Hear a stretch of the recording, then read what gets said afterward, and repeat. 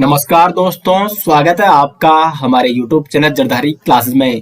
दोस्तों आज हम यहाँ पे सॉल्व करने वाले हैं Uttarakhand forest guard exam paper जो कि 2020 का है और फर्स्ट शिफ्ट का ये पेपर है। दोस्तों हम यहाँ पे कोशिश करेंगे कि प्रत्येक सप्ताह के संडे के दिन आपके लिए यहाँ पे कोई ना कोई यूकेटीसी का एक पेपर यहाँ पे सोल्व करेंगे, ताकि आपको यहाँ पे पता चल सके कि किस प्रकार के एग्जाम में प्रश्न पूछे जाते हैं और किस प्रकार से आपको यहाँ पे ये प्रश्न सॉल्व करने हैं और आपकी प्रैक्टिस भी लगातार होती रहे। और सबसे बड़ी बात यह है दोस्तों कि इस पेपर से जो हम यहाँ पे आपको सॉल्व कराएंगे, इनसे आपको ये पता चल सकेगा कि आखिर प्रश्न कहाँ से पूछे जा रहे हैं, किस टॉपिक से प्रश्न पूछे जाते हैं। साथ ही साथ दोस्तों हमारी जो यहाँ पे क्लासेस हैं आपकी तैयारी के लिए वो लगातार चलती रहेंगी। आजकल हमारा उत्तराखंड के आगामी एग्जाम के लिए हिंदी का कोर्स चल रहा है, हिंदी व्याकरण का, जिसमें हमने 30 दिन में आपको संपूर्ण कोर्स कराना है। और साथ ही साथ उत्तराखंड जी के हम पहले ही आपको काफी कुछ कंप्लीट करा चुके हैं। हिस्ट्री हो गया, डिस्ट्रिक्ट सीरीज और परीक्षा वाणी सीरीज, ये तीनों सीरीज दोस्तों आपके लिए बहुत ही महत्वपूर्ण है, जो कि हमारी प्लेलिस्ट जरधारी क्लासेस यूट्यूब चैनल की प्लेलिस्ट में आपको देखने को मिल जाएंगी। बाकी पॉलिटी हम आपको करा चुके हैं, हिस्ट्री आपकी प्राचीन भारत का इतिहास हो चुका है, मध्यकालीन और आधुनिक वो भी हम बहुत जल्दी करा लेंगे, क्योंकि कोई भी जो आगामी एग्जाम होने वाला है लगभग 2 महीने बाद ही होने वाला है। अभी ये जुलाई है, अगस्त और सितंबर तक का आपके पास पूरा का पूरा टाइम है। तो टारगेट आपको ये बनाना है कि सितंबर के शुरुआत तक हमने भी आपको दोस्तों कंप्लीट आपका सिलेबस कराना है और आपको भी सिलेबस पूरा करना ही करना है। तो इसी के साथ साथ दोस्तों हम यहाँ पे पिछले पेपर जो कि यूकेटीसी आयोजित करा चुका है, उनको प्रत्येक संडे को यहाँ पे एक एक पेपर सोल्व करने का प्रयास करेंगे। तो शुरुआत करते हैं दोस्तों आज की वीडियो। पहला क्वेश्चन है दोस्तों यहाँ पे, स्रोत भाषा में व्यक्त विचारों को लक्ष्य भाषा में अभिव्यक्त करने की प्रक्रिया को क्या कहते हैं। तो देखो, कोई आपने भाषा सुन ली, यानी जो स्रोत भाषा है, तो उसमें जो व्यक्त विचार है उनको आपने लक्ष्य भाषा में अगर अभिव्यक्त करना है तो उस प्रक्रिया को कहेंगे दोस्तों अनुवाद, यानी ट्रांसलेशन। डी ऑप्शन होगा इसका सही आंसर। आगे है क्वेश्चन नंबर 2, मनोहर श्याम जोशी जी की सिल्वर वेडिंग कहानी का मुख्य पात्र कौन है। तो मनोहर श्याम जोशी जी की रचना है सिल्वर वेडिंग, ये एक कहानी है और इसके जो मुख्य पात्र हैं वो है यशोधर बाबू, यानी डी ऑप्शन हो जाएगा सही आंसर। एक अन्य पात्र भी है दोस्तों इस कहानी के, किशनदा। ये मैं आपको क्यों बता रहा हूं, क्योंकि जो यशोधर बाबू इस कहानी के मुख्य पात्र हैं, इनके जीवन पर किशनदा जो कि एक अन्य पात्र हैं कहानी के, इनके व्यक्तित्व का काफी प्रभाव पड़ता है यशोधर बाबू जी के जीवन पर। और जो ये सिल्वर वेडिंग कहानी है ये आपको 2 पीढ़ियों के अंतर को स्पष्ट कराती है। यशोधर बाबू जो कि पुरानी पीढ़ी के व्यक्ति है और वही उनका स्वभाव भी है उस प्रकार का, और उनकी संतानें, उनके बच्चे जो कि नई पीढ़ी के उनका स्वभाव है। तो इस प्रकार से 2 अंतर स्पष्ट करती है 2 पीढ़ियों का सिल्वर वेडिंग कहानी। तो डी ऑप्शन यहाँ पे सिल्वर वेडिंग कहानी का मुख्य पात्र कौन है, तो वो है यशोधर बाबू। ये मैंने आपको हिंदी का जो पिछला कोर्स हमने चलाया था उसमें आपको बता रखा है, जब मैंने आपको हिंदी साहित्य पढ़ाया था। तीसरा क्वेश्चन है यहाँ पे, सूर्यकांत त्रिपाठी निराला ने निम्न में से किस पत्रिका का संपादन किया है। तो तीसरे क्वेश्चन का जो सही आंसर है यहाँ पे वो हो जाएगा आपका ए, मतवाला, जो कि एक पत्रिका है और इसका संपादन किसके द्वारा किया गया, सूर्यकांत त्रिपाठी निराला जी के द्वारा। इनके कुछ अगर अन्य महत्वपूर्ण रचनाओं की बात करें, किसकी, सूर्यकांत त्रिपाठी निराला जी की, तो इनकी है एक बहुत ही महत्वपूर्ण रचना जूही की कली, ये इनकी प्रथम रचना थी। कुछ अन्य महत्वपूर्ण रचना जैसे कुकुरमुत्ता, जो कि कई बार एग्जाम में पूछी जाती है, कुकुरमुत्ता हो गया। उसके बाद विधवा हो गई, ये भी इनकी एक प्रसिद्ध रचना है। उसके बाद अनामिका, ये दोस्तों इनके कुछ प्रमुख रचनाएं हैं जो कि आपको नोट करनी है। प्रत्येक क्वेश्चन को दोस्तों मैं यहाँ पे आपको डिटेल्स में बताने का प्रयास करूंगा, क्योंकि यहाँ से बहुत सारे फैक्ट ऐसे हो सकते हैं कि जो कि आगामी एग्जाम में पूछे जा सकते हैं। और अगर आपने हमारा जो कोर्स है हिंदी का कोर्स या आपका जीके कोर्स अगर वो पढ़ा है तो आपका इसमें साथ साथ रिविजन भी होता रहेगा। बहुत सारे क्वेश्चन दोस्तों वहां से लगातार यहाँ पे पूछे गए हैं। चौथा क्वेश्चन यहाँ पे, पासपोर्ट को हिंदी में क्या कहते हैं। तो पासपोर्ट को हिंदी में कहते हैं पारपत्र, इसका हो जाएगा सी ऑप्शन सही आंसर। क्वेश्चन नंबर 5 है, घोड़ा का पर्यायवाची शब्द। तो घोड़ा का जो पर्यायवाची शब्द है वो है यहाँ पे हया, बी ऑप्शन हो जाएगा सही आंसर। और अगर हम बात करें घोड़े के अन्य पर्यायवाची शब्दों की, तो घोटक हो गया, उसके बाद हय तो यहीं पे दिया गया है, बजी हो गया, तुरंग, सैंधव, ये कुछ महत्वपूर्ण पर्यायवाची शब्द हैं घोड़े के जो कि बार बार एग्जाम में पूछे जाते हैं। अब यहाँ पे तमाल दिया गया है, ऑप्शन भी देख लेते हैं। तो तमाल किसे कहते हैं? ये एक वृक्ष होता है। तमाल क्या होता है? एक वृक्ष होता है। जम्बुक की बात अगर करें तो जम्बुक तो वैसे तो जामुन को भी कहते हैं, और साथ ही साथ जम्बुक दोस्तों किसे कहा जाता है? गीदड़ को भी कहा जाता है। और नेक्स्ट यहाँ पे वायस, तो वायस किसे कहा जाता है? ये कहा जाता है कौवे को। तो चारों ऑप्शन आपके मैंने यहाँ पे कवर कर दिए हैं। तमाल एक वृक्ष है, जम्बुक हो गया जामुन, और गीदड़ को भी जम्बुक कहा जाता है, और वायस ये कौवे को कहा जाता है। क्वेश्चन नंबर 6 है, बघेली किस उपभाषा की बोली है? ये तो मैंने जो 2022 का हमारा कोर्स चल रहा है हिंदी का, उसमें भी आपको बता दिया है, वहां से प्रश्न बना हुआ है। तो बघेली किस उपभाषा की बोली है? क्वेश्चन नंबर 6 का जो सही आंसर हो जाएगा, पूर्वी हिंदी की बोली है बघेली। पूर्वी हिंदी एक उपभाषा है हिंदी की, और इसकी बोली है बघेली। पूर्वी हिंदी में 3 बोलियां आती है, कौन कौन सी? अवधी, बघेली, और तीसरी आती है दोस्तों छत्तीसगढ़ी।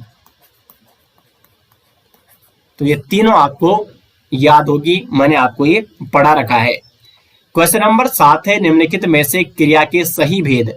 तो क्रिया के 2 भेद होते हैं कर्म के आधार पर, सकर्मक क्रिया और अकर्मक क्रिया, यानी इसका हो जाएगा क्वेश्चन नंबर 7 का ए ऑप्शन सही आंसर।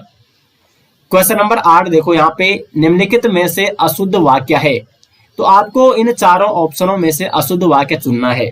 देखो यहाँ पे ऑप्शन है, वहां बहुत से पशु और पक्षी उड़ते और चरते हुए दिखाई दिए।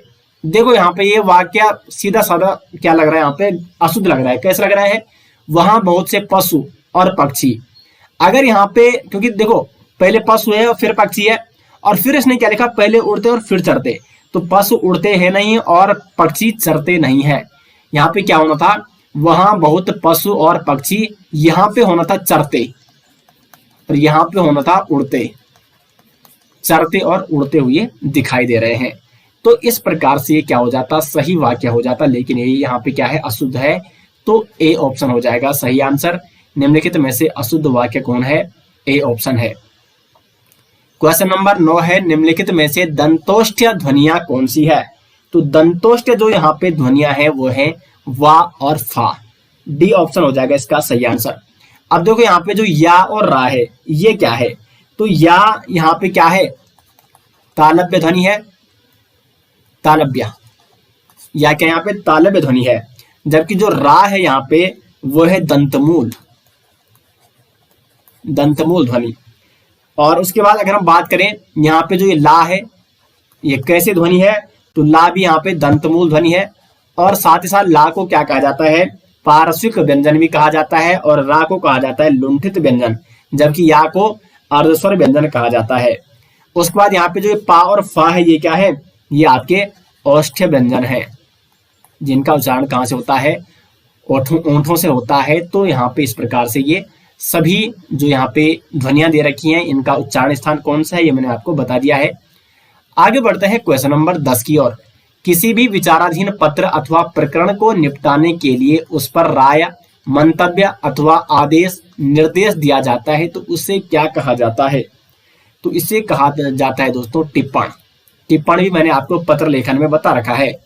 पत्र लेखन में टिप्पण क्या होता है? तो मानो कोई भी विचाराधीन पत्र है, उस पर आपने क्या करना है? उस पर अपने राय देनी है, मंतव्य देना, उसमें आदेश देना है, निर्देश देना है, तो उसे कहते हैं टिप्पण।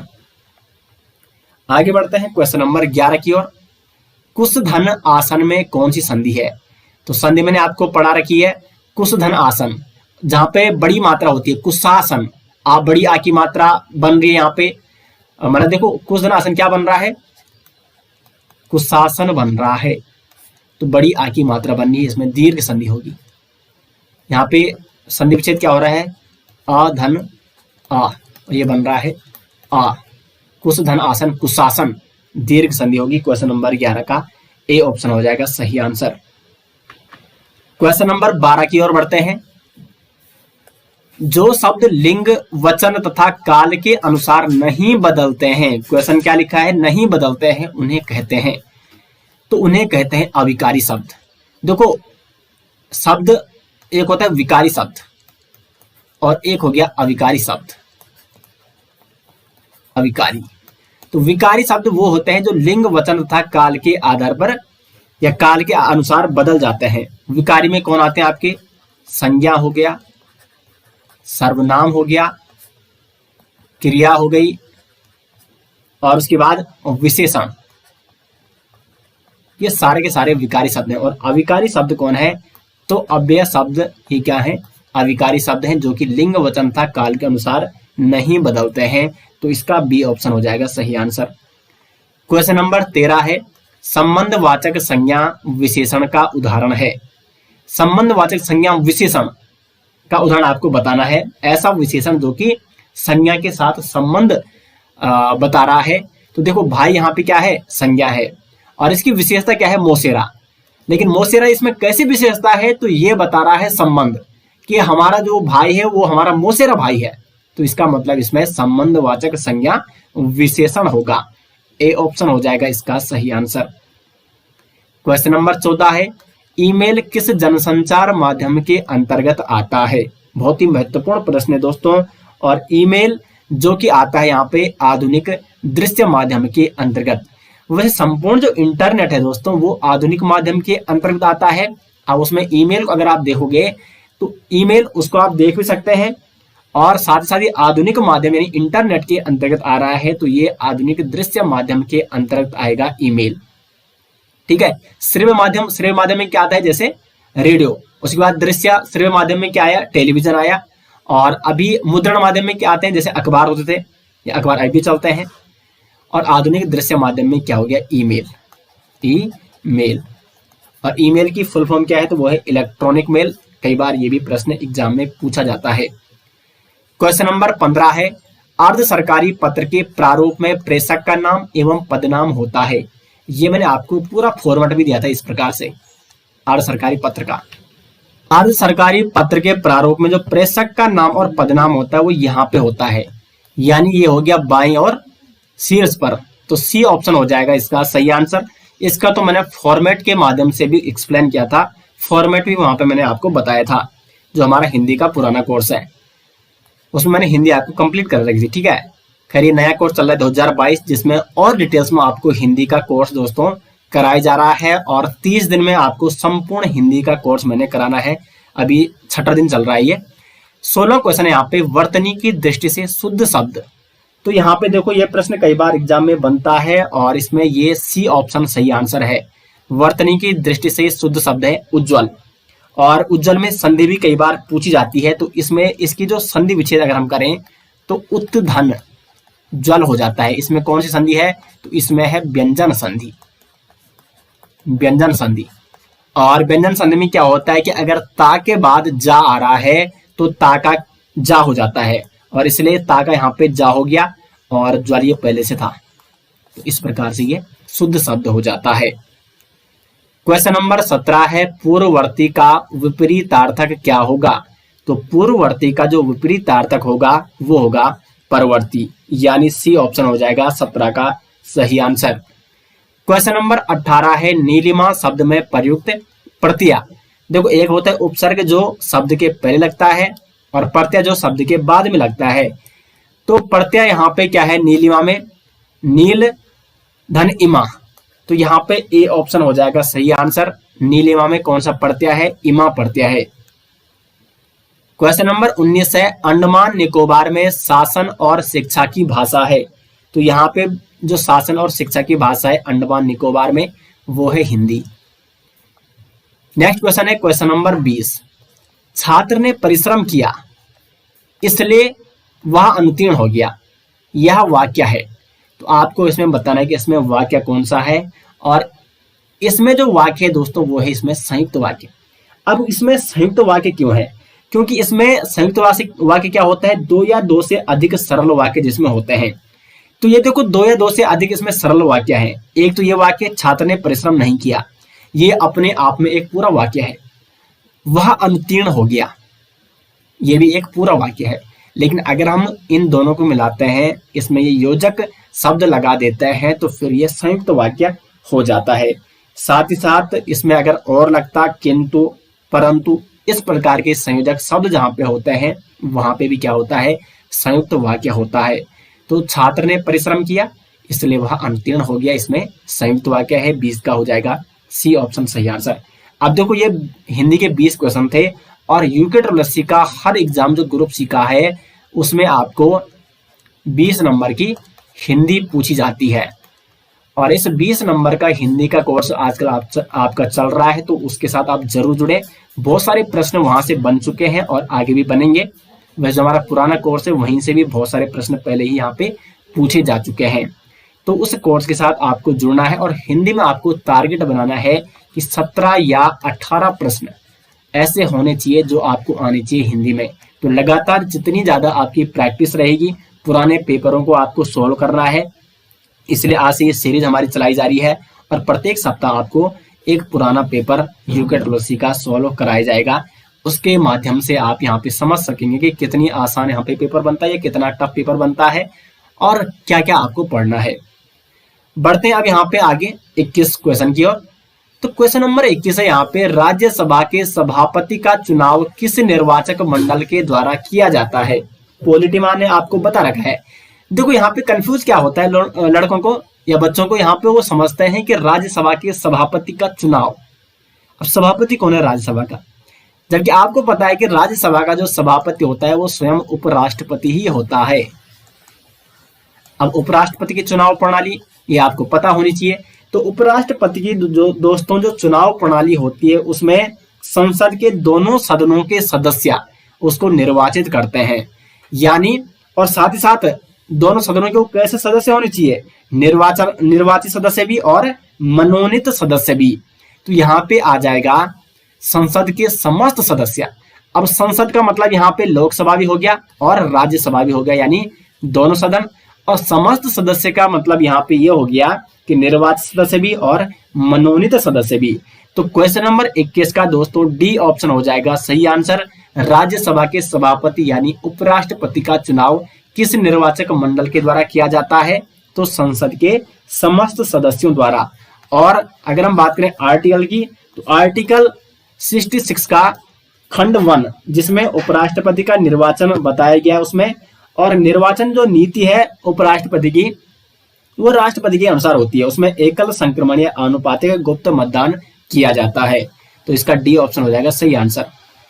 आगे बढ़ते हैं क्वेश्चन नंबर 22 की ओर। भारत के किस राष्ट्रपति की स्वीकृति के पश्चात उत्तरांचल यानी उत्तराखंड राज्य अस्तित्व में आया? तो यहाँ पे KR नारायण जो कि उस समय तत्कालीन राष्ट्रपति थे, उनके स्वीकृति के पश्चात ही उत्तराखंड अस्तित्व में आया।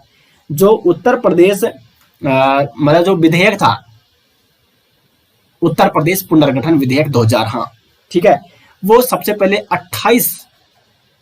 27 जुलाई 2000 को पहले वो लोकसभा में प्रस्तुत किया जाता है। उसके बाद 1 अगस्त 2000 को लोकसभा में पारित हो जाता है। उसके बाद 10 अगस्त 2000 को राज्यसभा में पारित और 28 अगस्त 2000 को राष्ट्रपति KR नारायण द्वारा से स्वीकृत किया जाता है और इस प्रकार से उत्तराखंड अस्तित्व में आता है। तो इसका हो जाएगा सी ऑप्शन सही आंसर।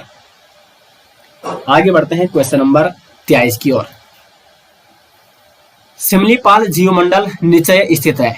तो जो सिमलीपाल जीवमंडल निचय है ये आपका उड़ीसा के मयूरभंज जिले में स्थित है। इसका डी ऑप्शन हो जाएगा सही आंसर।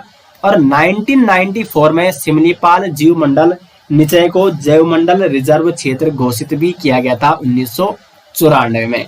तो इसका यहाँ पे डी ऑप्शन हो जाएगा सही आंसर। क्वेश्चन नंबर 24 है, कांचुला खर्क प्रसिद्ध है। ये सारे क्वेश्चन मैंने आपको करा रखे हैं। कांचुला खर्क जो प्रसिद्ध है ये है कस्तूरी मृग प्रजनन एवं संरक्षण केंद्र के रूप में। और ये अगर हम इसकी स्थिति की बात करें तो ये स्थित आपका चमोली में, और इसकी स्थापना कब हुई थी? ये हुई थी 1982 में कांचुला खर्क में कस्तूरी मृग प्रजनन एवं संरक्षण केंद्र की स्थापना। कस्तूरी मृग जो कि राज्य का राज्य पशु है और इसका वैज्ञानिक नाम क्या है? तो मस्कस काइसोगास्टर इसका वैज्ञानिक नाम है। आगे बढ़ते हैं क्वेश्चन नंबर 25 की ओर। तृतीय अंग्रेज मराठा युद्ध के दौरान गवर्नर जनरल कौन था? तो तृतीय अंग्रेज मराठा युद्ध जो होता है ये होता है 1817 और 18 के आसपास, और इस समय जो गवर्नर जनरल थे वो थे लॉर्ड हेस्टिंग। लॉर्ड हेस्टिंग दोस्तों आंग्ला और जो नेपाल युद्ध होता है, क्योंकि इसका संबंध उत्तराखंड से है, आंग्ला नेपाल युद्ध काफी प्रारंभ होता है 1814 से और अंत इसका होता है 16 में। अभी नेपाल जो आंग्ला नेपाल युद्ध ये उत्तराखंड से संबंध क्यों है? क्योंकि उत्तराखंड में यहाँ पे उस समय गोरखा शासन चल रहा था, गोरखाओं का आधिपत्य था, यानी जो नेपाल के थे। तो यहीं पे आक्रमण करते हैं अंग्रेज उनके खिलाफ और उनको यहाँ से क्या कर देते हैं? परास्त करके यहाँ से मतलब कुल के उत्तराखंड को उनके कुशासन से मुक्त करते हैं और यहाँ पे फिर अंग्रेजी शासन आ जाता है। तो आंग्ला नेपाल युद्ध 1814-16 और इसी के संबंध में होती है सुंगोली संधि। और अभी मैं आपको यहाँ पे क्यों बता रहा हूँ? क्योंकि इस समय भी जो गवर्नर जनरल था आंग्ला नेपाल युद्ध के समय वो था लॉर्ड हेस्टिंग, तो इसलिए इंपॉर्टेंट हो जाता है। क्योंकि मेरा उद्देश्य ये है कि जो भी फैक्ट हो उस क्वेश्चन से संबंधित वो मैं आपको डिटेल्स में बताऊं। आगे बढ़ते हैं क्वेश्चन नंबर 26 की ओर। मापतोल हेतु धूली पाथा चलाने का श्रेय जाता है, तो ये श्रेय जाता है पंवार वंश के शासक जो गढ़वाल के शासक थे अजय पाल को। अजय पाल पंवार वंश के महान शासकों में से एक थे और मापतोल हेतु में धूली पाथा चलाने का श्रेय इनको जाता है। साथ ही साथ सरोला ब्राह्मण प्रथा ये भी किसने शुरू की थी? अजय पाल ने शुरू की थी। और अजय पाल जो श्रीनगर में राजधानी स्थापित की गई पंवार वंश की, वो उसका श्रेय भी किसको जाता है? अजय पाल को ही जाता है। इन्होंने चांदपुरगढ़ से अपनी राजधानी देवलगढ़ ले गई और देवलगढ़ से श्रीनगर। आगे बढ़ते हैं 27 की ओर। ये कंप्लीट हिस्ट्री मैंने आपको उत्तराखंड की करा रखी है, तो प्लेलिस्ट में आप जा सकते हैं। 27वां है तीसरे चित्र में x का मान क्या होगा? रीजनिंग का प्रश्न है। देखो दोस्तों रीजनिंग के लगभग 8 या 9 प्रश्न यहाँ पे पूछे जाते हैं यूके के माध्यम से, तो इसमें भी आपको फोकस करना है क्योंकि ये काफी अच्छा स्कोरिंग यहाँ पे सब्जेक्ट है। तो यहाँ पे आपको बताना है कि x का मान क्या है। तो देखो पहले आपको इन दोनों में संबंध क्या है आपस में, ये कैसे यहाँ पे ये 72 और 80 आ रहा है, कैसे आ रहा है? देखो यहाँ पे जो ये वाला है और ये वाला है, ऊपर का और नीचे का, तो इसमें आपको इस प्रकार से इनको लिख देना है, यानी 36 के नीचे 4, यानी 36 में 4 का भाग देना है। तो जब आप 36 में 4 का भाग देते हो तो क्या आता है? 9 आता है। फिर आपको ये लेफ्ट और राइट वाला है जो 6 और 2, इसमें इसको जोड़ मतलब इनका मल्टीपल करना है, 6 इंटू 2, तो क्या हो रहा है? ये 6 सॉरी प्लस करना है इनका, ठीक है, प्लस क्या हो रहा है? ये 8 हो रहा है। 6 प्लस यहाँ पे इसको सही कर देते हैं, हाँ अब हो गया।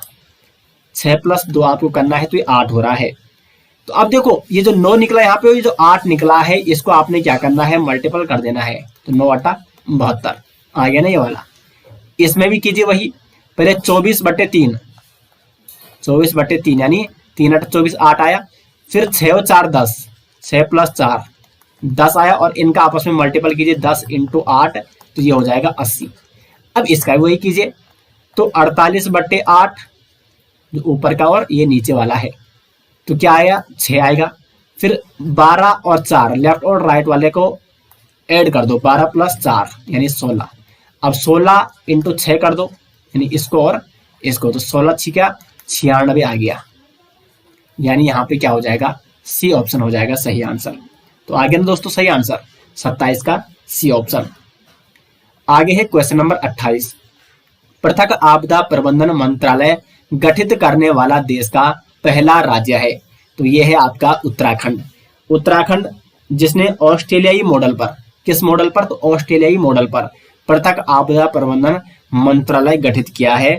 डी ऑप्शन हो जाएगा इसका सही आंसर। क्वेश्चन नंबर 29 है। एक लड़की की ओर इशारा करते हुए शिक्षक ने कहा वह उसकी पत्नी के ससुर की पत्नी की इकलौते पुत्र की इकलौती पुत्री है। लड़की का शिक्षक से क्या संबंध है। देखो ये क्वेश्चन आपको रिलेशन वाले कैसे करने हैं।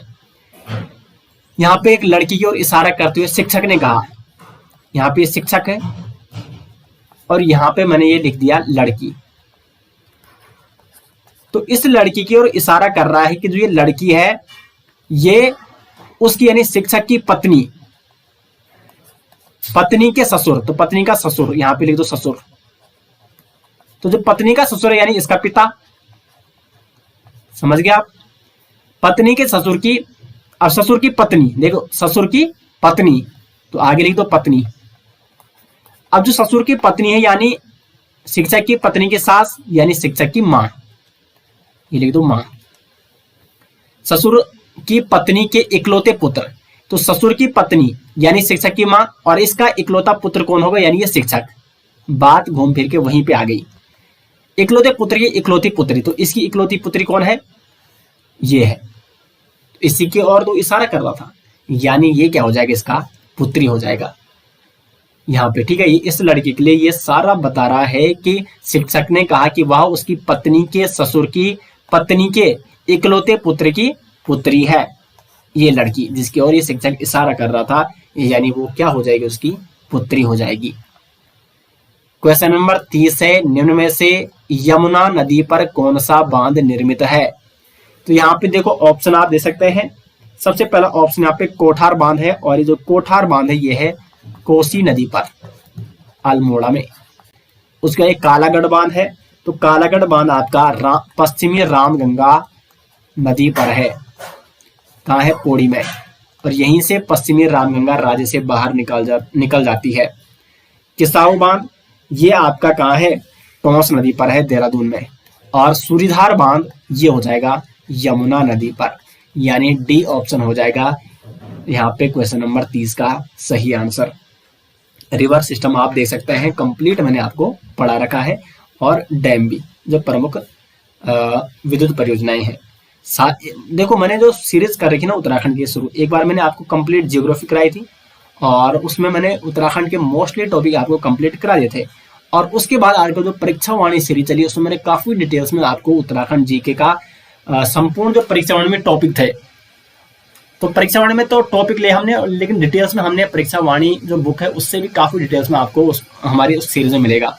और साथ साथ दोस्तों जरदारी क्लासेस के संपूर्ण नोट्स अगर आपको चाहिए, जितने भी हमारी सीरीज चल रही, हिस्ट्री या डिस्ट्रिक्ट सीरीज या आपकी परीक्षा वाणी सीरीज या हिंदी का कोर्स जो आजकल चल रहा है, तो वीडियो के डिस्क्रिप्शन में आपको लिंक दे दिया जाएगा, या आप गूगल पे सर्च कीजिए jardhariclasses.in, वहां पे आपको उस वेबसाइट में पीडीएफ देखने को मिल जाएगी, वहां से आप उन पीडीएफ को डाउनलोड कर सकते हैं।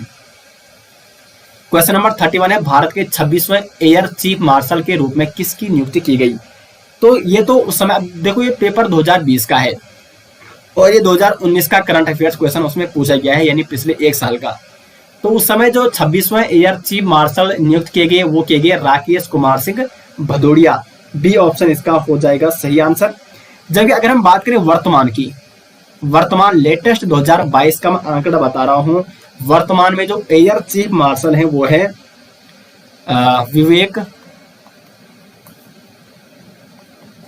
विवेक राम चौधरी। ये दोस्तों वर्तमान में क्या है, एयर चीफ मार्शल है। तो ये इनका नाम भी आपको जरूर नोट करना है 27वें, क्योंकि राकेश कुमार सिंह भदौड़े के बाद जो एयर चीफ मार्शल बने वो बने एयर मार्शल विवेक राम चौधरी, यानी 27वें एयर मार्शल के रूप में इन्होंने शपथ ली। तो बी ऑप्शन यहाँ पे 31 का सही आंसर है। 32 है, वर्तमान चमोली जिले के किस गांव में सन 1956 ईस्वी में महापाषाणीय समाधान खोजे गए थे। तो चमोली के मलारी गांव में ये 1956 में महापाषाणीय समाधान खोजे गए थे। किसके द्वारा खोजे गए थे, शिव प्रसाद डबराल जी के द्वारा 1956 में। और उसके बाद 1983 में भी दोस्तों गढ़वाल विश्वविद्यालय के खोजकर्ताओं ने यहाँ पे सर्वेक्षण किया था चमोली के मलारी गांव में। तो महापाषाणीय समाधान खोजों का एक महत्वपूर्ण केंद्र रहा है चमोली का मलारी गांव। आगे क्वेश्चन नंबर 33, भारत में गरीबी का सर्वप्रथम अनुमान किसके द्वारा किया गया था। तो बगीचा सिंह मिन्हास समिति द्वारा सर्वप्रथम गरीबी का सर्वप्रथम अनुमान किया गया था। बी ऑप्शन हो जाएगा इस क्वेश्चन का सही आंसर। उसके बाद है क्वेश्चन नंबर 34, अस्कोट वन्यजीव विहार सुरक्षित है? तो जो अस्कोट वन्यजीव विहार सुरक्षित है ये है कस्तूरी मृग की प्रजातियों के लिए। और ये कहाँ स्थित है आपका? तो ये है आपका स्थित पिथौरागढ़ में, अस्कोट वन्यजीव विहार। और अगर इसकी स्थापना के बारे में प्रश्न बनता है तो इसकी स्थापना हुई थी 1986 में। आगे बढ़ते हैं क्वेश्चन नंबर 35 की ओर। राज्य के नीति निर्देशक तत्वों का उद्देश्य। जो राज्य के नीति निर्देशक तत्व है ये है आपके आर्टिकल 36 से 51 तक। और इनका जो उद्देश्य होता है वो होता है लोक कल्याणकारी राज्य की स्थापना करना। 35 का हो जाएगा सी ऑप्शन सही आंसर। और संविधान में ये किसके सुझाव पर रखे गए? तो BN राव के सुझाव पर। सी ऑप्शन हो जाएगा सही आंसर 35 का। क्वेश्चन नंबर 36 है राष्ट्रीय पंचायती राज दिवस मनाया जाता है। तो कुछ संविधान से दोस्तों, मतलब अगर आप अदर GS पढ़ सकते हैं तो हिस्ट्री और इंडियन पॉलिटी ये तो आपको मोस्ट इंपोर्टेंट कर देना है, क्योंकि यहां से जितना भी आप पढ़ोगे ना वो आपका बिल्कुल सही जाएगा। क्योंकि इसमें ऐसा ज्यादा आपको मतलब कॉन्सेप्ट बनाने की आवश्यकता नहीं है, आपको पढ़ना है, समझना है। क्योंकि पॉलिटी में आपको कंप्लीट करा चुका हूं और हिस्ट्री भी मैं आपको प्राचीन भारत में से कंप्लीट करा चुका हूं, आधुनिक और मध्यकालीन बचा हुआ है उसको भी करेंगे। लेकिन यहां से सब ज्यादा प्रश्न बनते हैं अदर GS से, पॉलिटी से और हिस्ट्री से। इकोनॉमी से उतने प्रश्न नहीं बनते हैं, ज्योग्राफी से उतने प्रश्न नहीं बनते हैं, लेकिन इन दो से दोस्तों बहुत सारे प्रश्न यहाँ पे बनते हैं। ठीक है, तो राष्ट्रीय पंचायती राज दिवस मनाया जाता है 24 अप्रैल को। सी ऑप्शन हो जाएगा सही आंसर। अब देखिए राष्ट्रीय पंचायती राज दिवस क्यों मनाया जाता है 24 अप्रैल को? क्योंकि जो राष्ट्रीय यहाँ पे जो 73वां संविधान संशोधन अधिनियम लाया गया था 1992 में, जिस समय प्रधानमंत्री कौन थे? PV नरसिम्हा राव। और इसके माध्यम से पंचायती राज व्यवस्था जो कि संविधान में 92 में इस अधिनियम के तहत जोड़ी गई थी भाग 9 और 11वीं अनुसूची में। और इसमें राज्यों को पंचायती व्यवस्था लागू करने के लिए बाध्य किया गया था। उससे पहले जरूर नहीं था प्रत्येक राज्य में पंचायती राज व्यवस्था होना, लेकिन 1992 के बाद राज्यों को पंचायती राज व्यवस्था लागू करने के लिए बाध्य किया गया। और इस समय PM कौन थे? नरसिम्हा राव थे। अगर हम बात करें उस समय लोकसभा में ये पारित किया गया था 22 दिसंबर 1992 को। कौन? 73वां संविधान संशोधन अधिनियम 1992। उसके बाद राज्यसभा में ये पारित हुआ था 23 दिसंबर 1992 को। और उसके बाद राष्ट्रपति द्वारा इसको जो मंजूरी मिली वो मिली 24 अप्रैल 1993 को। और 24 अप्रैल 1993 से संपूर्ण देश में पंचायती राज व्यवस्था लागू की गई। तो इसलिए 24 अप्रैल को ही राष्ट्रीय पंचायती राज दिवस के रूप में मनाया जाता है। आगे बढ़ते हैं क्वेश्चन नंबर 37 की ओर। निम्नलिखित में से वायु की गति किस यंत्र से मापी जाती है? तो वायु की गति मापी जाती है एनीमोमीटर से। अब यहाँ पे जो अन्य ऑप्शन है थर्मामीटर, इससे तापमान मापा जाता है। बैरोमीटर, इससे मापा जाता है वायुदाब। एनीमोमीटर हो गया वायु की गति। और उसके बाद जो हाइग्रोमीटर है इससे वायुमंडल की आर्द्रता मापी जाती है। तो ये चारों ऑप्शन जो यहाँ पे जिनका जो कार्य था वो मैंने आपको बता दिया है। आगे बढ़ते हैं क्वेश्चन नंबर 38 की ओर। निम्न में से कौन अल्मोड़ा अखबार के संपादक नहीं रहे? तो यहाँ पे बुद्धिवल्लभ पंत ये भी रहे हैं, मुंशी इम्तियाज अली और जीवानंद जोशी। यहाँ पे सैयद-ए-उस्मान अल्मोड़ा अखबार के संपादक नहीं रहे हैं, तो इसलिए डी ऑप्शन हो जाएगा सही आंसर। अल्मोड़ा अखबार जो कि 1871 में बुद्धिवल्लभ पंत द्वारा निकाला गया था, सर्वप्रथम 1871 में। क्वेश्चन नंबर 39 की ओर बढ़ते हैं। 1932 ईस्वी में कलकत्ता विश्वविद्यालय के दीक्षांत समारोह में बंगाल के गवर्नर पर किस क्रांतिकारी महिला ने गोली चलाई थी?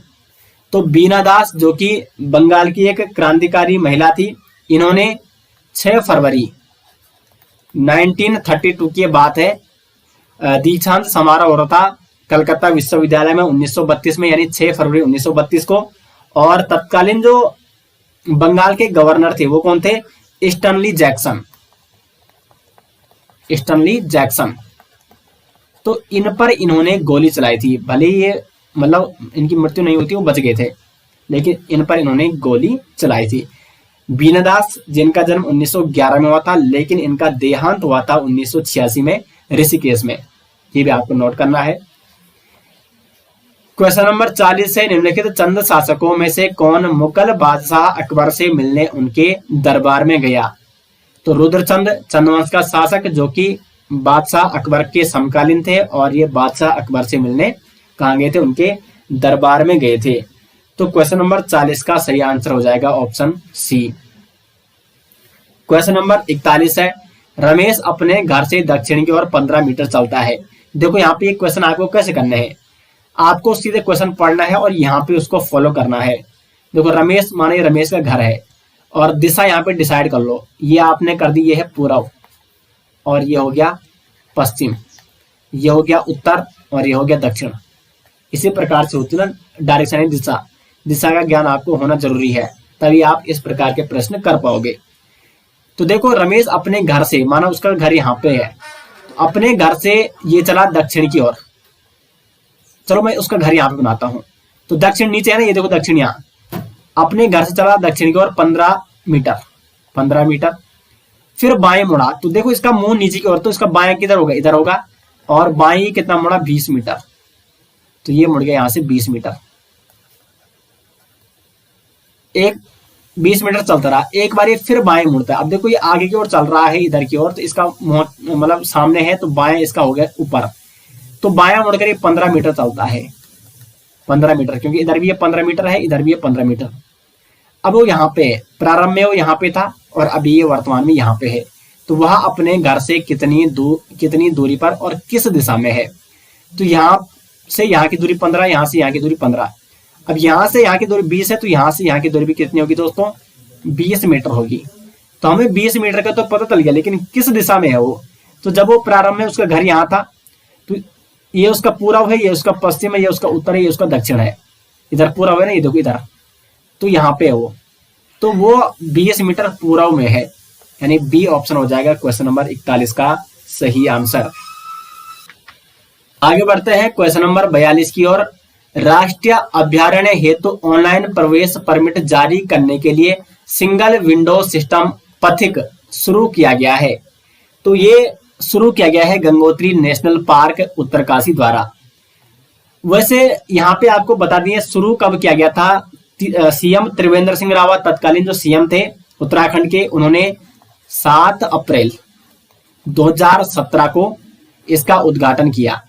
अब यहाँ पे मैं आपको डेट इसलिए बता रहा हूं क्योंकि वैसे जो आगामी एग्जाम है उनके लिए ज्यादा इंपॉर्टेंट नहीं है, आ भी सकता है किसी भी एग्जाम में, लेकिन ये देखो 2020 में एग्जाम हुआ था और पिछले 2 या 3 साल के करंट अफेयर्स उत्तराखंड के पूछे जाते हैं। तो उत्तराखंड करंट अफेयर्स आपको पिछले 2-3 साल का पढ़ के जाना है। हम यहाँ पे पिछले 1 साल से लगातार आपको उत्तराखंड करंट अफेयर्स आपके लाते रहते हैं। 2020 का, 2021 का, 2022 तक का कंप्लीट आपको करंट अफेयर्स आपको हमारी वेबसाइट jardhari-classes.in में, वहां पे 2020 का अलग आपको मिलेगा, 2021 का अलग, और 2022 का पिछले 6 मंथ का, यानी जनवरी से जून तक का। तो वहां से आप पढ़ सकते हैं उसको। खैर यूट्यूब में भी आपको कंप्लीट 2021 का कंप्लीट मिल जाएगा, 2020 का भी वहां पे पिछले 6 महीने का कंप्लीट हो चुका है। तो वहां से आप उन वीडियोस को या ऐप से देख सकते हैं हमारे। क्वेश्चन नंबर 43 है, व्यास सम्मान 2019 नासिरा शर्मा को प्रदान किया गया, उनके किस उपन्यास के लिए? तो नासिरा शर्मा जिनको व्यास सम्मान 2019 से सम्मानित किया गया था, उनके उपन्यास कागज की नाव के लिए। तो कागज की नाव किसका उपन्यास है? नासिरा शर्मा का, और इसके लिए इनको व्यास सम्मान 2019 से सम्मानित किया गया। अब जो व्यास सम्मान 2020 या 21 ये किसको प्रदान किया गया, क्योंकि ये तो पुराना हो चुका है। तो व्यास सम्मान 2020 की बात करें तो ये मिला था यहाँ पे शरद पगारे जी को, शरद पगारे। उनकी किस रचना के लिए? तो पाटलिपुत्र की साम्राज्ञी।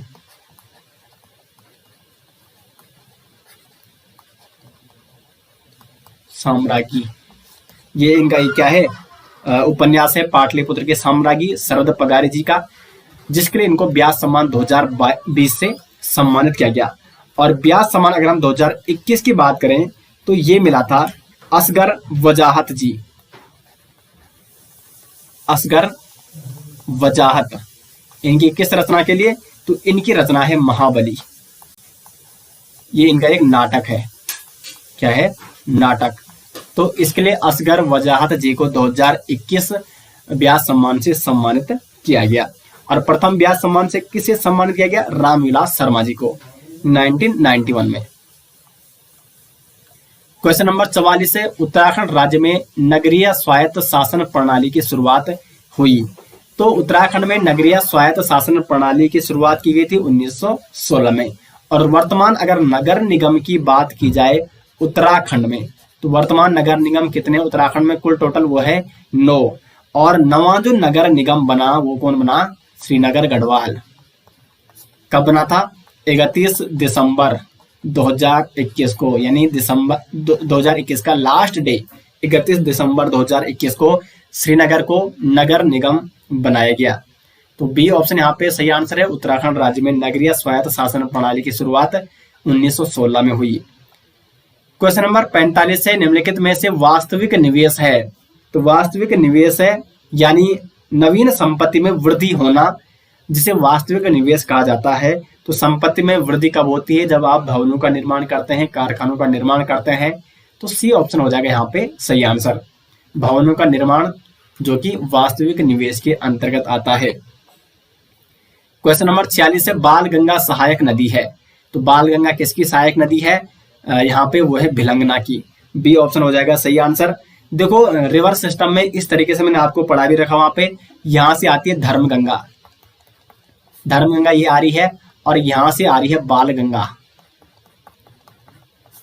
यहाँ पे, यानी जहां पे बुड्ढा केदार मंदिर है टिहरी में, ठीक है, बुड्ढा केदार मंदिर, यहाँ पे दोनों संगम करती है। फिर यहां से आगे चलती है और ये पहुंच जाती है घनसाली, और घनसाली में इधर से आ रही है भिलंगना। तो भिलंगना घनसाली में यहाँ पे बाल गंगा से मिल जाती है। तो कुल मिला के बाल गंगा यहाँ से आ रही ना, यहाँ पे इसके साथ धर्मगंगा मिल गई, और ये आगे बढ़ के घनसाली में भिलंगना से मिल गई। तो किसकी सहायक नदी है ये बाल गंगा? भिलंगना की सहायक नदी। और फिर भिलंगना आगे आती है और यहाँ पे टिहरी डैम में गणेश प्रयाग था, क्योंकि वहां पे अब टिहरी डैम बन चुका है, वो डूब चुका है गणेश प्रयाग। तो यहाँ पे ऊपर से भागीरथी इस प्रकार से आती है और यहाँ पे संगम करती है, और फिर ये आगे चलती है, और फिर ये देवप्रयाग पहुंच जाती है। वहां से इधर से अलकनंदा आ रही है, और फिर इस प्रकार से आगे गंगा के रूप में बहती है। तो ये तो खैर मैंने आपको काफी डिटेल्स में पढ़ा रखा है। आगे बढ़ते हैं 47वां की ओर। संविधान सभा की पहली बैठक हुई थी। संविधान सभा की जो पहली बैठक हुई थी वो हुई थी 9 दिसंबर 1946 को, और पहली बैठक की अध्यक्षता किसके द्वारा की गई थी? सच्चिदानंद सिन्हा जी के द्वारा, जो कि अस्थायी अध्यक्ष थे। उसके बाद दूसरी बैठक होती है 11 दिसंबर 1946 को, जिसमें राजेंद्र प्रसाद जी को संविधान सभा का स्थायी अध्यक्ष चुना जाता है। क्वेश्चन नंबर 48 है, अपने रूप व आकार के अनुसार निम्नलिखित में से कौन एक वनाग्नि का प्रकार नहीं है? तो यहाँ पे जो ट्री फायर है ये वनाग्नि का प्रकार नहीं है। सी ऑप्शन हो जाएगा इसका सही आंसर। क्वेश्चन नंबर 49 है, निम्नलिखित में से कौन सी पर्वत चोटी हिमालय में स्थित नहीं है? देखो यहाँ पे ऑप्शन आप देखो, यहाँ पे Guru Shikhar, Kamet, mount Everest, Nanda Devi. Mount Everest Nepal में है, ये हिमालय का एक प्रमुख हिस्सा है। नंदा देवी उत्तराखंड में है, कामेट भी उत्तराखंड में, और उत्तराखंड में भी हिमालय फैला हुआ है। तो ये तो तीनों यहाँ पे हिमालय के मतलब हिमालय में स्थित है। अब बात आती है ऑप्शन ए की, गुरु शिखर। गुरु शिखर कहाँ है? तो ये आपका जो राजस्थान में आपकी क्या है? अरावली श्रेणी है, अरावली श्रेणी। उसकी उच्चतम चोटी कौन है? वो है गुरु शिखर। तो गुरु शिखर यहाँ पे हिमालय में स्थित नहीं है, बल्कि अरावली श्रेणी में स्थित है। आगे बढ़ते हैं क्वेश्चन नंबर 50 की ओर। उत्तराखंड राज्य विज्ञान एवं प्रौद्योगिकी परिषद का गठन कब किया गया था? बता रखा मैंने आपको, परीक्षा वाणी सीरीज में हाल ही में बताया था 2005 में। डेट भी अगर मैं बता दूं आपको तो वो है 21 फरवरी 2005 में। और क्यों किया गया था इसका गठन? विज्ञान एवं प्रौद्योगिकी को बढ़ावा देने के लिए। लेक्चर 2600 या 2700 में आपको देखना होगा, वहां पे आपको मिल जाएगा परीक्षा वाणी का जो मैंने आपको जो सीरीज चलाई थी। तो बी ऑप्शन हो जाएगा इसका सही आंसर। 51वां है, निम्नलिखित में से किसने ईस्ट इंडिया कंपनी को दीवानी प्रदान की थी? तो ईस्ट इंडिया कंपनी को दीवानी प्रदान की गई थी शाह आलम द्वितीय द्वारा 1765 में। क्वेश्चन नंबर 52 है, कुमाऊं को किस वर्ष कुमाऊं एवं गढ़वाल 2 जिलों में विभक्त किया गया था? देखो यहाँ पे जब अंग्रेजों ने यहाँ पे शासन करना प्रारंभ किया तो उन्होंने सर्वप्रथम 1839 में क्या किया, कुमाऊं एवं गढ़वाल यानी 2 जिलों में विभक्त किया और गढ़वाल का जो मुख्यालय बनाया, गढ़वाल का मुख्यालय वो कहां बना? 1839 में श्रीनगर गढ़वाल। लेकिन दोस्तों 1840 में गठन हो जाता है पौड़ी जनपद का और जो गढ़वाल जनपद था या जो ब्रिटिश गढ़वाल था उसका मुख्यालय श्रीनगर से स्थानांतरित किया जाता है 1840 में पौड़ी गढ़वाल। तो ये दोनों आपको नोट करने हैं क्योंकि ये भी कई बार एग्जाम में पूछा जा चुका है और ये भी कई बार एग्जाम में पूछा जा चुका है।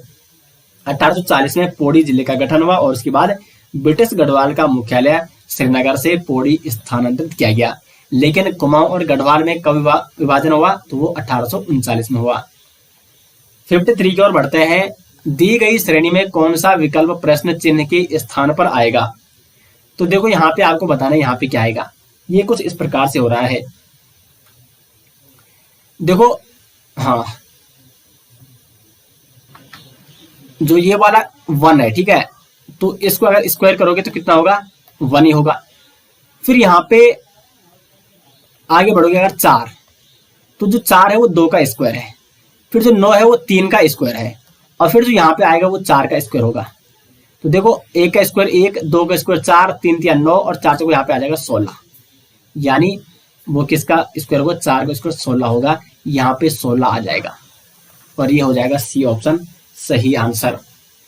ठीक है दोस्तों, अब हम आगे बढ़ते हैं क्वेश्चन नंबर 54 की ओर। गढ़वाली फिल्म जगवाल के निर्देशक थे।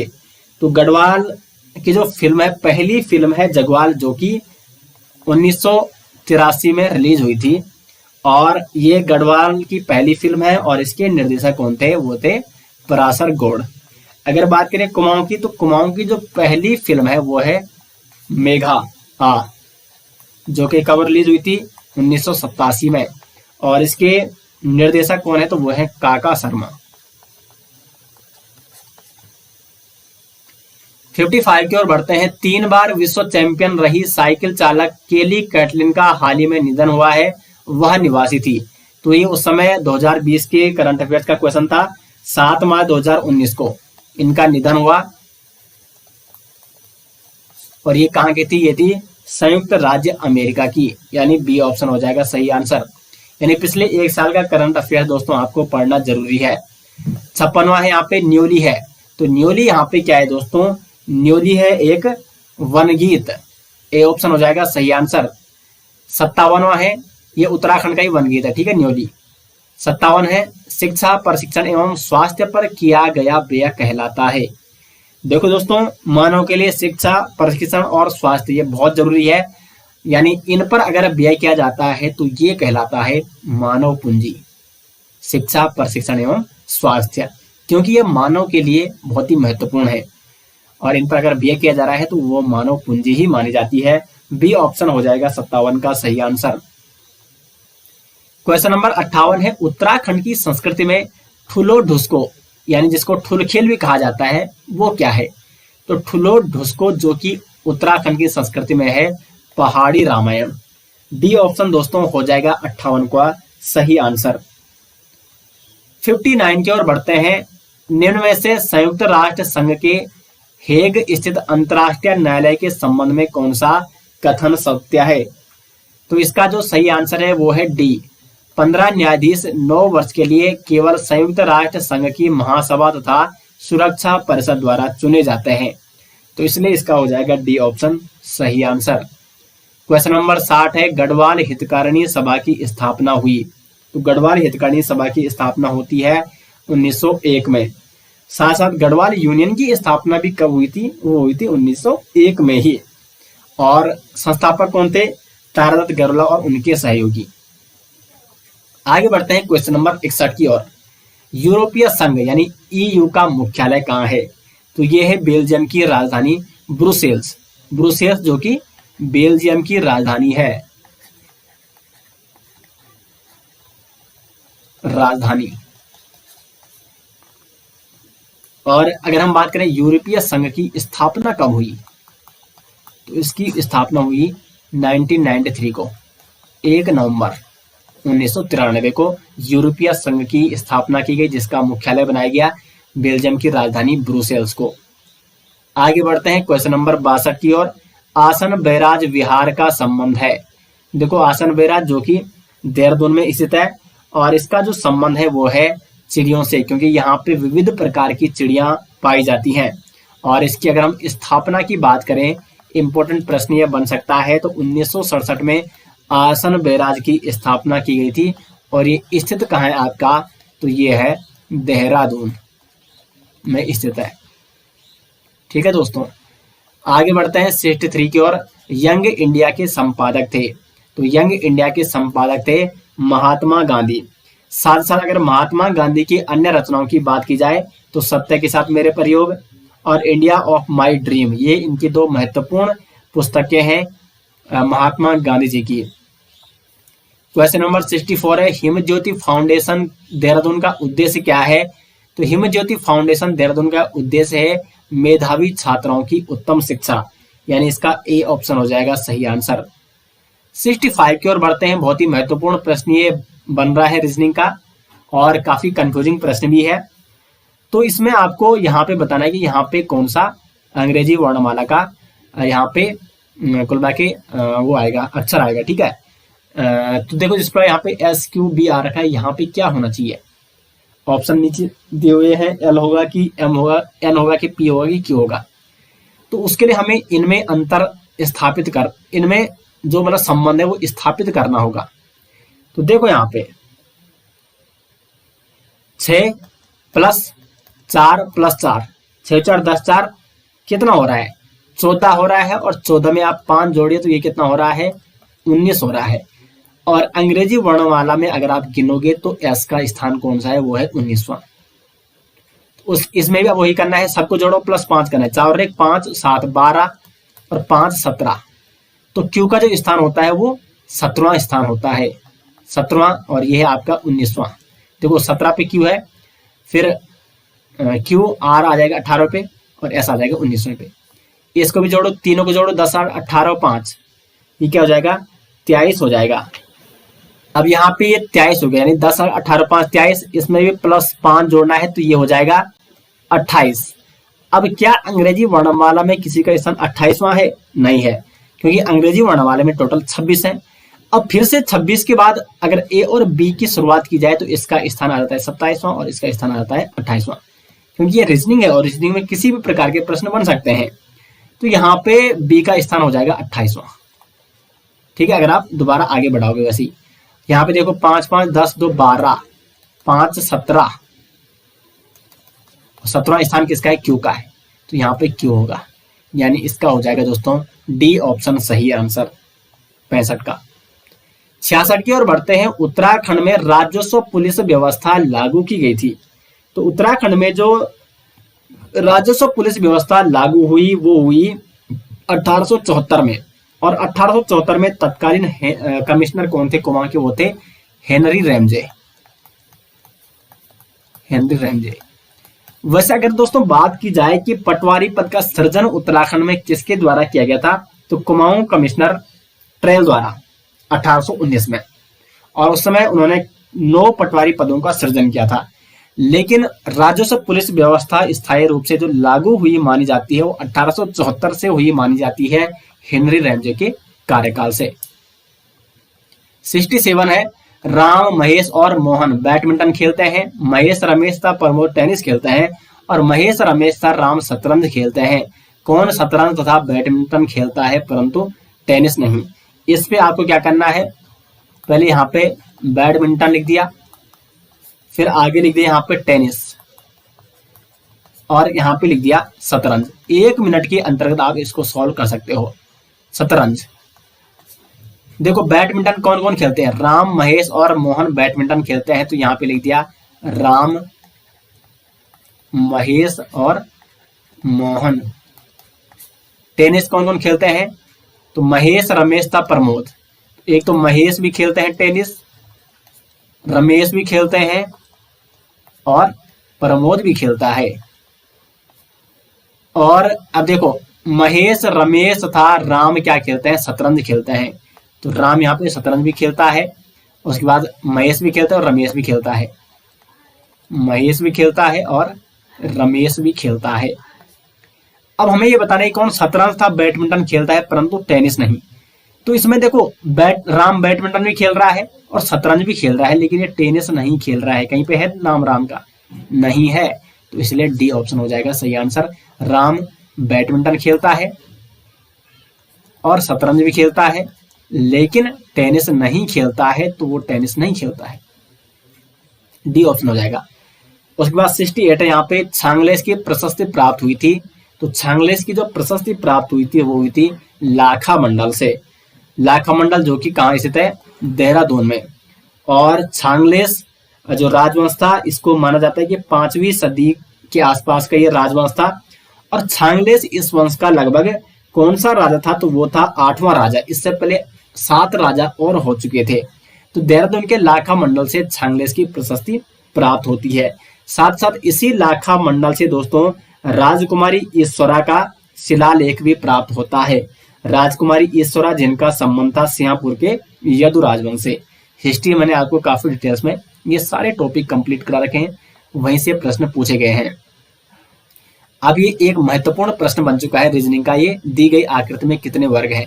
इसके मैं बेस्ट शॉर्ट ट्रिक आपको बता रहा हूं।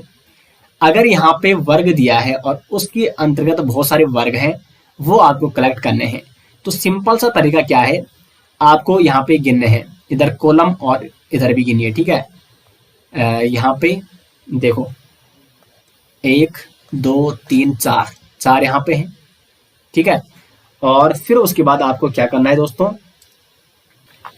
यहाँ पे सामने लिखना है 1 2 3 4, प्रत्येक का स्क्वायर आपको लिखना है और प्रत्येक को प्लस कर देना है। तो 1 कम 1 प्लस 2 4 प्लस 3 3 9 प्लस 4 4 16। तो ये बन रहा है 4 1 5 9 5 14 16 30। तो कुल मिला के इसका आंसर आ जाएगा 30। ट्रिक क्या है कि मतलब आपको ये गिनना है कॉलम, ठीक है। 1 2 3 4 और इधर भी उतने ही होने चाहिए, ठीक है। मतलब देखो 1 2 3 4, क्योंकि वर्ग है, वर्ग में क्या होता है, चारों भुजा समान होती है। इधर से गिनोगे तो 1 2 3 4, इधर से गिनोगे तो 1 2 3 4।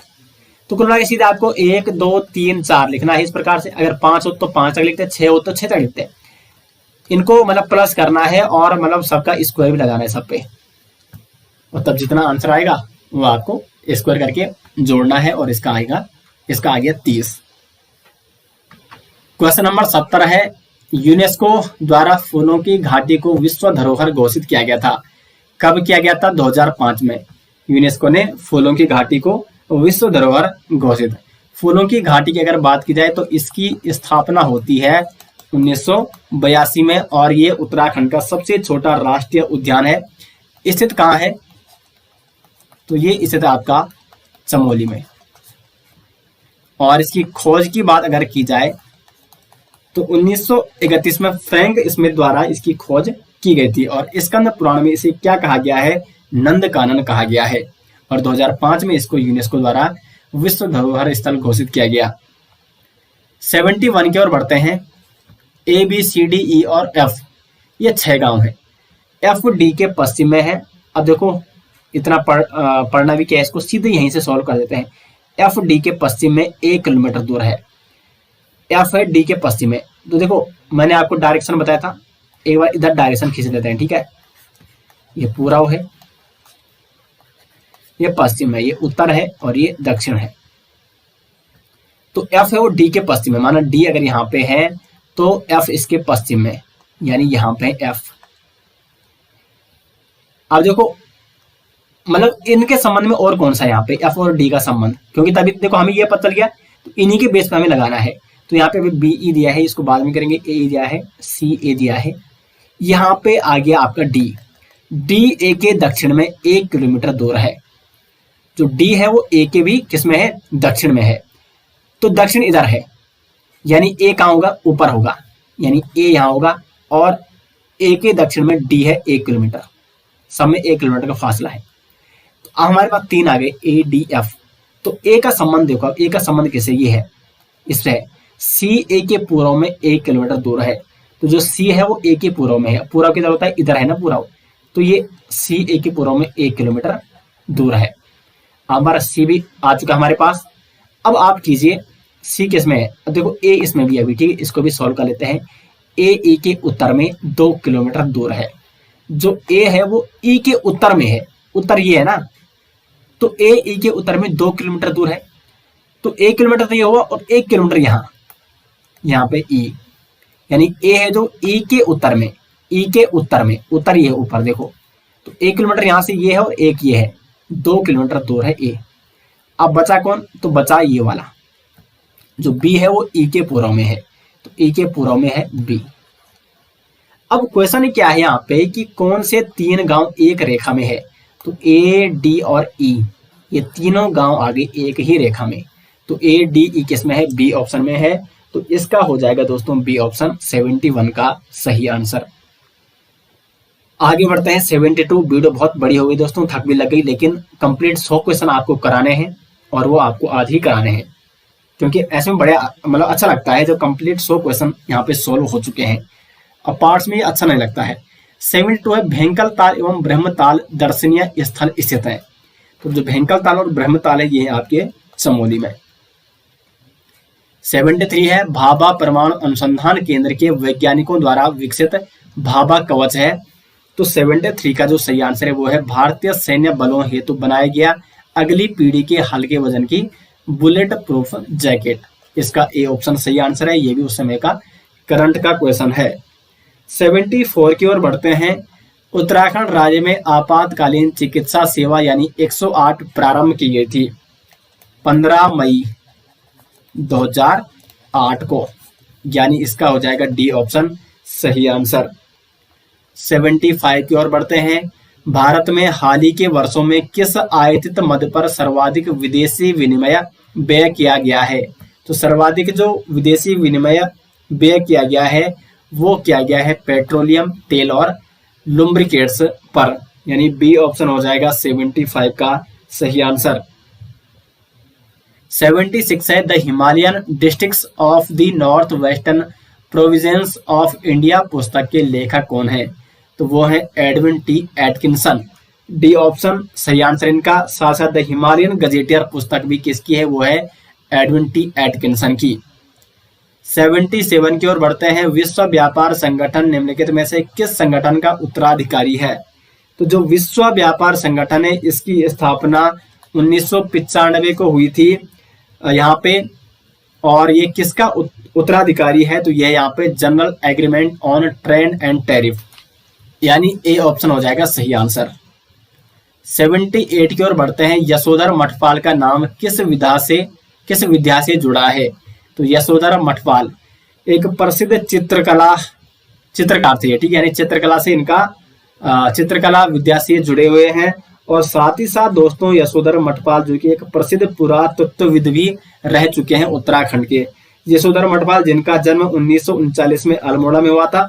और कुमाऊं की चित्रकला, ये पुस्तक किसकी है, कुमाऊं की चित्रकला पुस्तक ये भी किसकी है, तो यह है यशोधर मठपाल की। जब अगर हम बात करें गढ़वाल पेंटिंग्स, तो गढ़वाल पेंटिंग पुस्तक किसकी है, वो है मुकंदी लाल जी की। 79 है, मौसम की दशाएं वायुमंडल की किस परत में बदलती है, तो ये बदलती है क्षोभ मंडल में। अगर हम वायुमंडल की बात करें तो सबसे यहाँ पे देखो नीचे है क्षोभ मंडल, उसके नीचे यहाँ पे उसके ऊपर वो है समताप।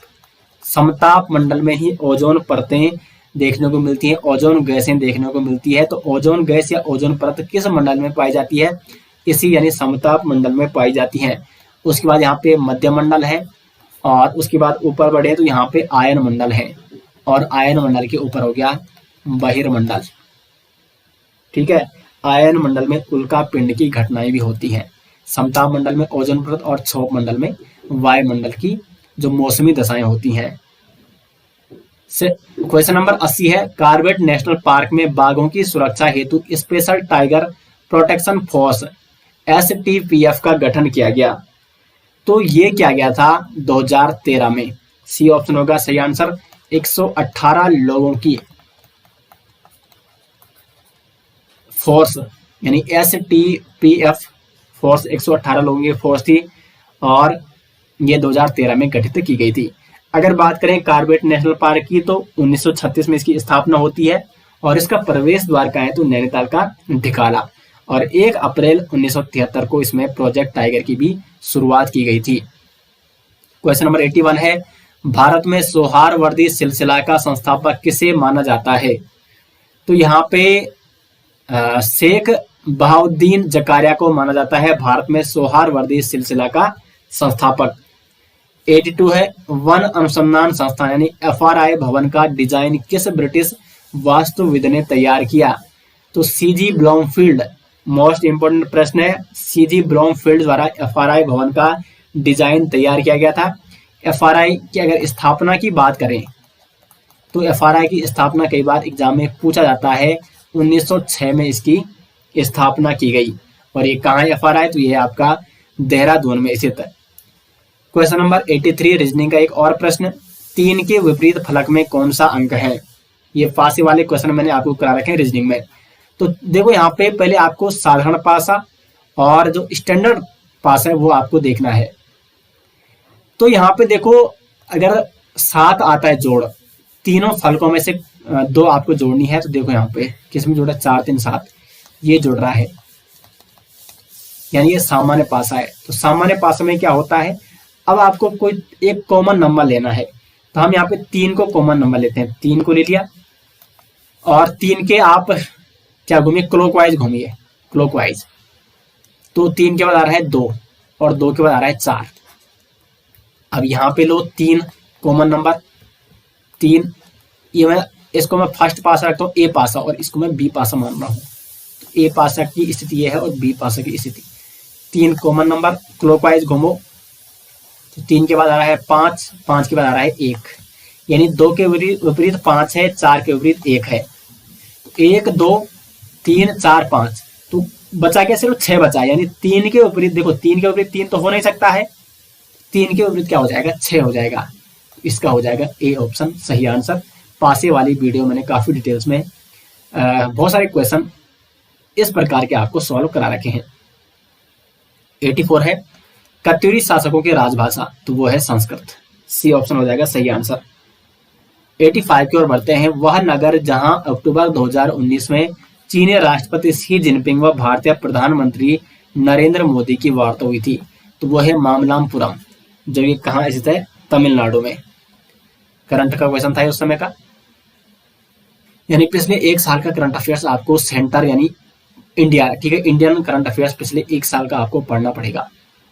86 का है, उत्तराखंड राज्य वृक्ष, तो उत्तराखंड का जो राज्य वृक्ष है वो कौन सा है? वो है बुरांस, और इसका अगर वैज्ञानिक नाम की बात करें तो रोडोडेंड्रॉन आर्बोरियम इसका वैज्ञानिक नाम है। राज्य पशु की बात करें तो वो है कस्तूरी मृग, और राज्य पक्षी कौन है? मोनाल, और राज्य पुष्प कौन है? वो है ब्रह्मकमल, ठीक है। राज्य वृक्ष कौन है? वो है बुरांस। 87 है, तथ्यों को उनकी समानता तथा सादृश्य के अनुसार समूहों में क्रमबद्ध करने की प्रक्रिया क्या कहलाती है? तो यहाँ पे ये प्रक्रिया कहलाती है वर्गीकरण। बी ऑप्शन हो जाएगा 87 का सही आंसर। 88 है, देघाट में उद्योग मंदिर आश्रम की स्थापना की गई थी, तो देघाट में उद्योग मंदिर की जो स्थापना की गई थी ज्योतिराम कांडपाल जी द्वारा।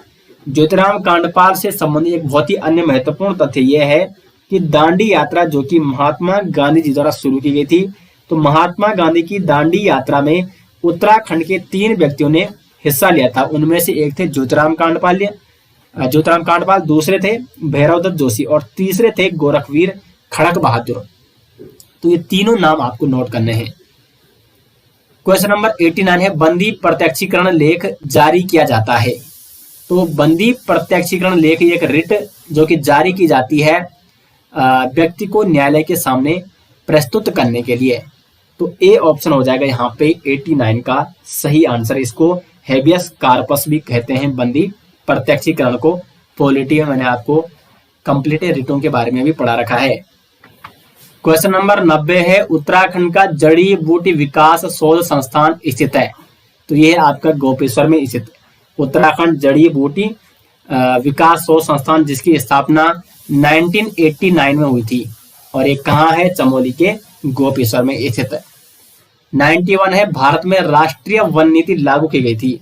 तो भारत में जो स्वयं भारत सरकार द्वारा पहली वन नीति लागू की गई थी 1952 में, लेकिन जो सबसे पहली नीति है भारत में राष्ट्रीय वन नीति, पहली नीति, ठीक है, भारत की पहली वन नीति जो लागू की गई थी वो अंग्रेजों द्वारा 1894 में लागू की गई थी।